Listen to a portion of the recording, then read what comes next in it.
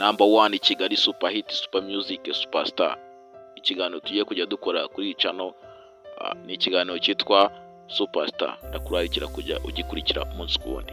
Tugiye kujya tureba abantu bazamukiye muri muzika n'abandi bagiye bazamukira muri entertainment n'abandi bagiye bazamukira hasi ariko bafite tara, bafite impano. Uyu munsi tugiye kuvuga ku muhanzi bita Bruce Melody. Ndabizi muramukunda cyane muri benshi. Bruce Melody Super Hit Super Kigali Super Music yakoze byinshi bigiye bitandukanye. Ndabizi ko iki kiganiro uzakishimira. Tugiye kurebera hamwe Bruce Melody akaza akora. Turabizi ko akora akazi k'ubuhanzi ariko hari indi mirimo imwinjiriza udufaranga gake gake. Ndagira ngo abe ariyo tuganiraho kuko harimo inyigisho nyinshi cyane zikomeye, inyigisho zatuma ugera ku iterambere ryawe. Tugiye kurebera hamwe ese Bruce Melody yinjiza amafaranga angahe. Ese Bruce Melody iki cyatumye aba umumiliyoneri agira amafaranga menshi. Ese niki wamwigiraho? Ikintu cyatumye ntegura iki kiganiro ni ukugira ngo twese dukomeze tumenye byinshi tutari tuzi, tujye tucukumbura. Ndagira ngo ube inshuti yanjye, unyiyungeho kuri channel numve ko ndi kumwe nawe. Ndabizi ko aho uri umufana wa Bruce Melody cyangwa utari umufana we, imiziki ye irakuryohera. Amazina yanjye nitwa Teacher Jonas. Teacher Jonas, channel yanjye nayo yitwa Teacher Jonas. Biri mu cyano cyane bwa mbere kugera kuri channel, ndagusaba gukora subscribe, ukanda like, gusharing video bagenzi bawe, no gutanga ibitekerezo muri comment. Twihuse cyane rero, Bruce Melody reka bare tuvugaho ubutaha. Zagaruka tuvuga kuri Chris Easy ariko reka tubanze kuvuga kuri Bruce Melody. Abastari muri entertainment tugomba kujya tubavugaho tukabigiraho. Ndabizi ko ikiganiro kizabanyura kandi kizabashimisha. Bruce Melody ni umuhanzi wagiye ukora amahiti hirya no hino, atwara za Superstar, Guma Guma. Yamenyekanye ku izina rye Bruce Melody dore ko ari naryo akoresha mu buryo bwo kwamamaza. Bruce Melody ubundi ku bantu batamuzi neza, ajya gutangira yatangiye ari umuhungu mutoya uririmbira mu rusengero. 2013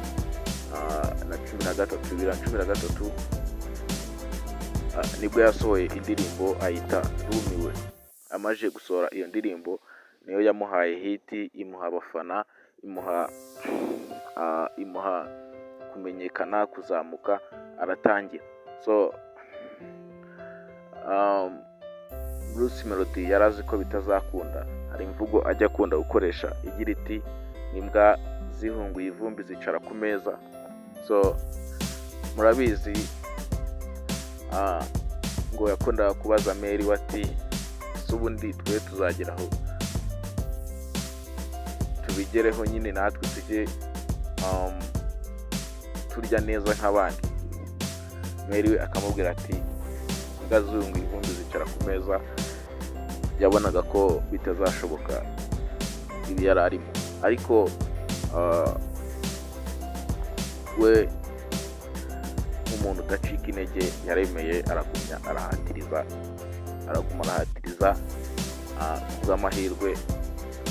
kubw'amahirwe abona birakunze.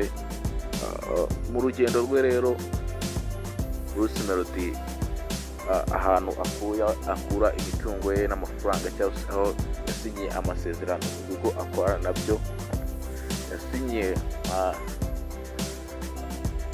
yasinyiye muri Arena miliyoni 50. Arongera asinyira miliyoni 150 kwihagarariye Arena. miliyoni 150.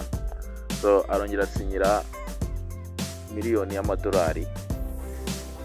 So akorana na MTN, Airtel, Tecno, Infinix mu buryo bwo kwamamaza. Izo nizo akoreramo. So arongera asinyana amasezerano no mu banyamakuru, harimo Isibo TV gukorana nyine n'abanyamakuru. Arongera asinyana amasezerano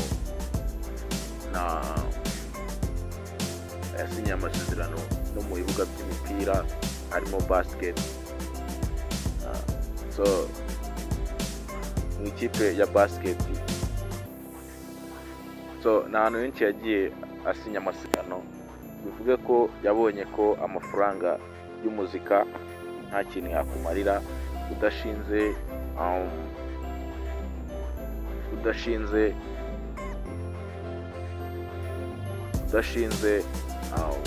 udasohotse hanze ngo uhige amafaranga. Abasitari benshi baraza ukabona bari kuvamo badateye imbere, batanakize. Ugasanga imbogamizi zikunze kubamo nyine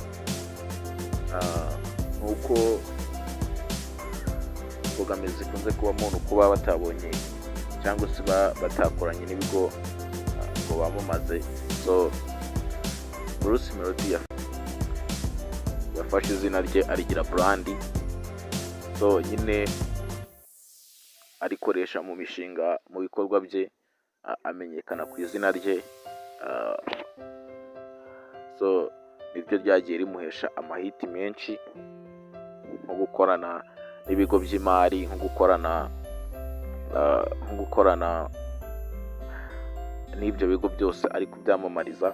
So bivuga ko amafaranga atunze amwe n'amwe akura muri muzika gusa, ahubwo akorana n'ibyo bigo byo kwamamaza akabona amafaranga. So n'ibindi bigo byinshi cyane agenda akuramo amafaranga. So no kugirirwa icyizere n'abaturage bitewe n'ibikorwa agenda akora hirya no hino. So Bruce Melody, ikintu twamwigiraho ndakeka ari ukutagifata nyine, ari ukutizerera mu kintu kimwe. Avuga kutizera mu kintu kimwe, hari ukuntu nyine uba wenda uri umunyamakuru ukavuga ati ubunyamakuru ubwo bugomba kuntunga. Nturebe ejo hazaza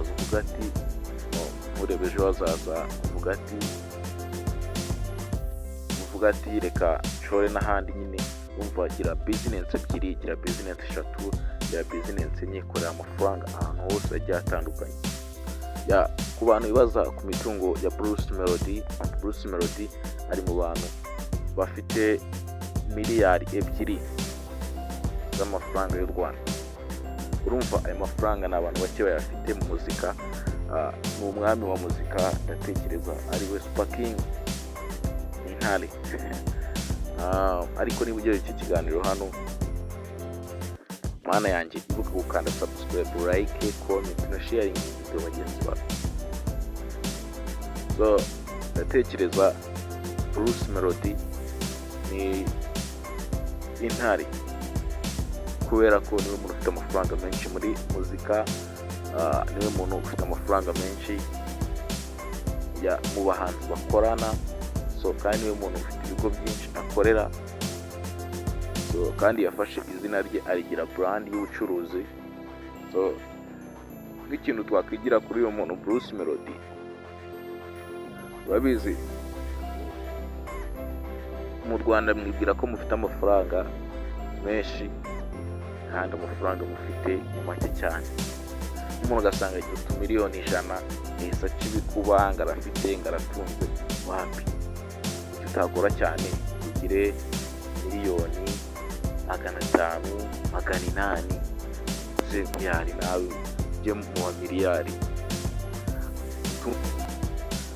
utunga amafaranga wirinde gukora akazi kamwe, ahubwo ujye ukora utuzi twinshi kubwo kwihirinda, kubwo gushaka ubuzima, kubwo kubaho nawe ariko dushaka ubuzima.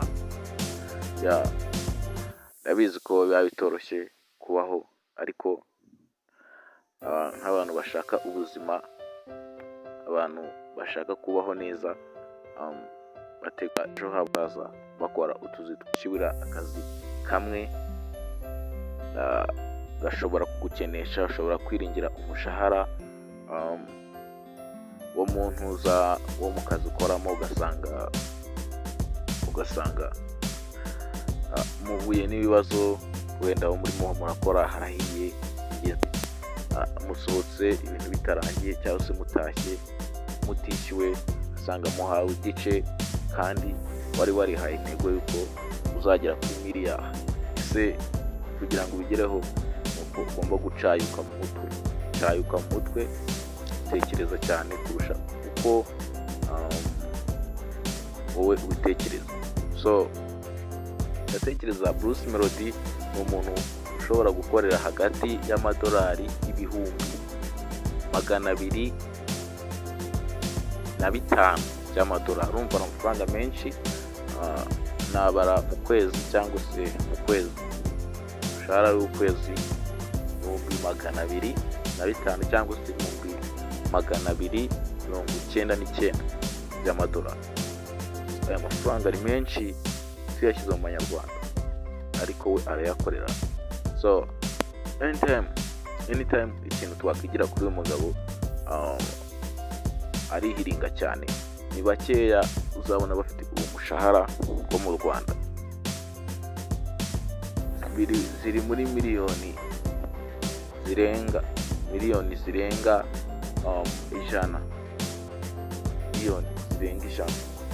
so aya ni amafaranga menshi z'amanyarwanda.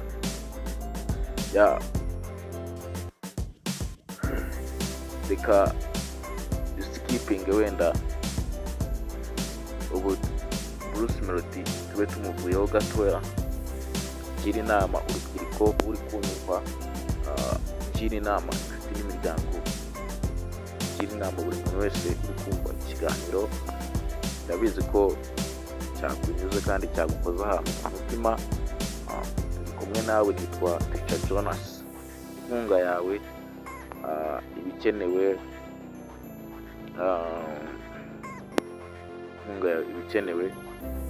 so kandi kubana natwe ni ingenzi. Ndabizi ko ugenda wunguka byinshi kuva twamenyana. Njye naje gukemura ibibazo by'urubyiruko, so reka ngira inama wenda mu rubyiruko, iminota iri kuncika, ndabona dusigaranye iminota mike. Inshuti zanjye, bavandimwe, namwe muri kunyumva ku isi hose, amazina nitwa Jonas.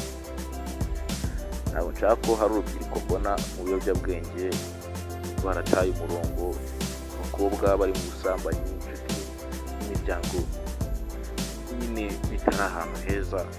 So icyo ni ikintu gisebetse muri industry y'u Rwanda.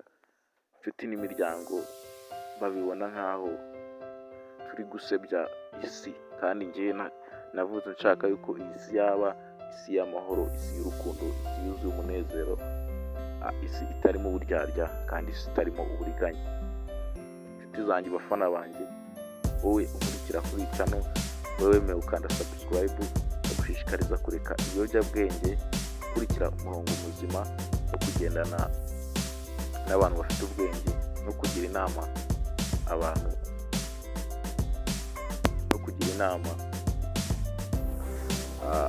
abantu batari mu murongo mwiza.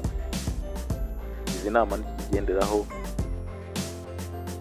kandi tugakomeza gukorana umurava, tugakora icyo bita consistency, tukagendera mu murongo mwiza, tukagisha inama ababigezeho, kandi tugafashanya muri iyi si yuzuye umubabaro, isi yuzuye agahinda. Ndabizi ko tuzakomeza gutera imbere. Amazina yanjye nitwa Jonas, ndabakunda cyane. Imana ikomeze kujya ibandindira umunsi ndagushishikariza kureba kino kiganiro kikarangira, hano ugakanda subscribe, like, comment na share ku bandi kuri